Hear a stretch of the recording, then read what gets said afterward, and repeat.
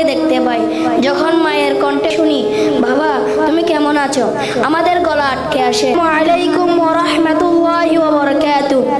সম্মানিত উপস্থিতি, আমার শ্রদ্ধায় মাতার তাজ, শিক্ষকবৃন্দ, প্রিয় অভিভাবকগণ ও আমাদের হৃদয়ের আলোকবর্তিকা, প্রিয় বন্ধু ও ভাইয়েরা, আজ আমি দাঁড়িয়ে আছি এমন এক মঞ্চে যেখানে চোখের জলে লেখা স্বপ্নের নাম Al Hasnain global Islamic education institute.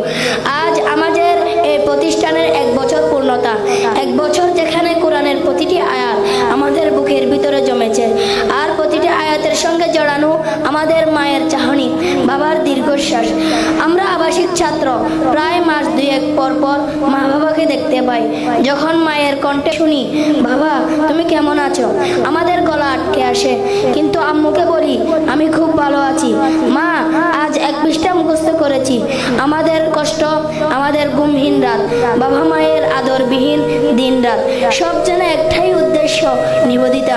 মা বাবার মাথায় জান্নাতের নূরের মুকুট পরাতে চাই, শুধু একটাই উদ্দেশ্য, মা বাবার মুখে হাসি ফোটানো, জান্নাতের নূরের মুকুট পরানো। প্রিয় উপস্থিতি, আপনারা জানেন হাফেজদের জন্য জান্নাতে এমন এক মাকাম নির্ধারিত আছে যা সাধারণ মানুষের কল্পনারও বাইরে। আর হাফেজরা যদি তাদের কোরআন অনুযায়ী জীবন গড়তে পারে, সে নিজে তো জান্নাতি হবে, তার মা বাবাকে এমন মুকুট পরানো হবে যার আলো পুরো পৃথিবী চাপিয়ে যাবে। আজ আমরা এই মঞ্চ থেকে প্রতিজ্ঞা করছি, আমরা কষ্ট করব কিন্তু থামবো না, আমরা হাঁটবো কিন্তু আমরা পিছিয়ে যাব না, আমরা শুধু কোরআন মুখস্থ রাখবো না, বরং আমরা কোরআনের চরিত্র ধারণ করব ইনশাআল্লাহ। সবশেষে বলছি, আল হাসনাইনের এই আলো চড়ক পুরো পৃথিবীতে।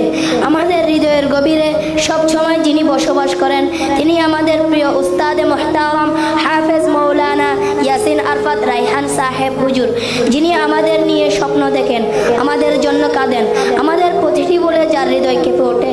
আমরা দোয়া করি আল্লাহ যেন ওনাকে এর 1000 গুণ বিনিময় দান করুক, আমিন। জাযাকুমুল্লাহ খাইর। আসসালামু আলাইকুম ওয়া রাহমাতুল্লাহি ওয়া বারাকাতুহু।